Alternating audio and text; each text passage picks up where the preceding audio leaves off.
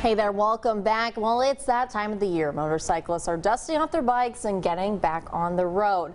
But unfortunately, this is also the time of the year where more and more accidents happen every day. David Cole, the founder and managing partner of Biker Lawyers and a biker himself, has several safety tips motorcyclists should consider before heading out this season. So thank you so much for being here today. Thank you for having me.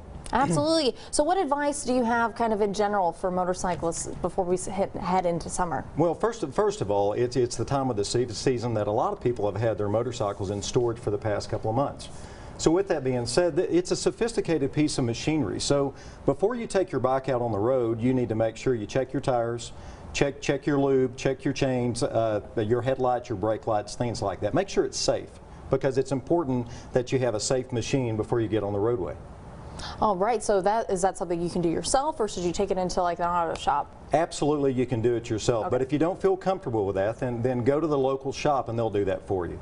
So one thing you've noticed, or that you've mentioned previously before we came onto this, is insurance. You know, a lot of people, there's just the stigma that motorcyclists or motorcycles are more dangerous. I mean, what should people know about that? Well, first of all, people need to understand what type of insurance they have. The last time to learn what type of insurance you have is after an accident. So you need to know, do you have medical coverage? Do you have coverage that's going to cover you in the event you're hit by somebody with no insurance or not enough insurance? As for the stigma with motorcyclists, 2 out of 3 accidents occur because a car doesn't see the motorcyclist. So it's not so much that the motorcyclist is being dangerous, it's that cars are distracted, drivers are distracted, and they're not necessarily looking for motorcyclists. So you need to keep that in mind when you ride.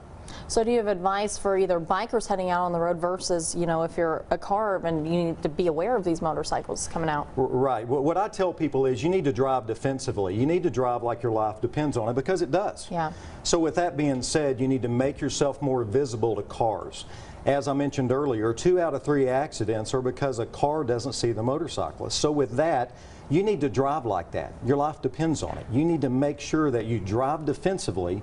If you see a car that's attempting to turn out onto your roadway, you need to slow down. You need to move away from them. You need to make yourself as visible as possible. So as a biker lawyer, I'm guessing you're a lawyer for some bikers. Right. So, sometimes if a car and a car get in an accident, you don't necessarily need a lawyer, but why would a motorcyclist need one? Well, motorcycles are different than cars. And as you pointed out earlier, people tend to have this stigma that the motorcyclist has done something wrong, and that's not necessarily true.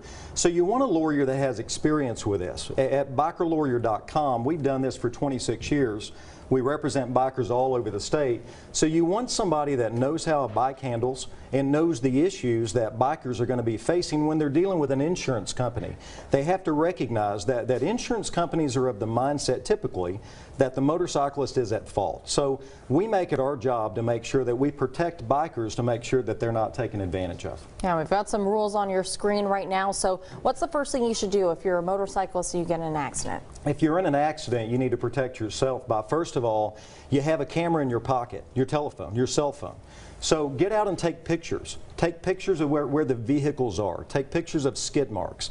Take pictures of witnesses. Take pictures of driver's license, tags on cars, so on and so on.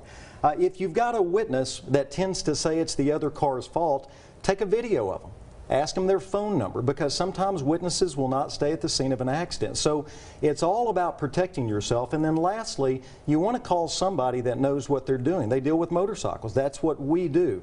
This is your one shot. You need to make sure that you get it right. All right, and if people are interested in calling you to be their one shot, where can they find you? Go to bikerlawyer.com. We've got a lot of information on how to deal with motorcycle accidents. All of our information is there.